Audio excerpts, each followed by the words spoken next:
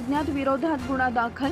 Kupwad MIDC मधील मिरज रस्त्यावरील ज्ञानगिरी वसाहत विठ्ठल मंदिर जवळ राहणाऱ्या एका 15 वर्षाच्या अल्पवयीन मुलीस अज्ञात इसमानं फूस लावून पळवून नेल्याची फिर्याद कुपवाड MIDC पोलीस ठाण्यात दाखल झाली आहे। या घटनेचा अधिक तपास पोलीस करत आहेत। याबाबत पोलिसांनी दिलेली अधिक माहिती अशी की कुपवाड औद्योगिक वसाहतीमधील ज्ञानगिरी वसाहतमध्ये राहणाऱ्या एका 15 वर्षाच्या अल्पवयीन मुली सोमवार दिनांक 25 रोजी रात्री 9:30 ते पहाटे 3 वाजेच्या सुमारास अज्ञात इसमानं फूस लावून पळवून नेला आहे।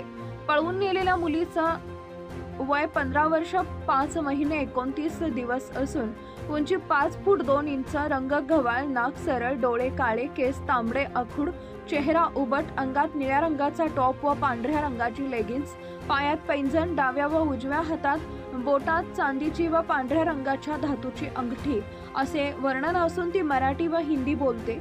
या घटनेचा कुपवाड MIDC पोलीस ठाण्यात नोंद झाली असून अधिक तपास पोलीस उपनिरीक्षक कोळेकर करत आहेत।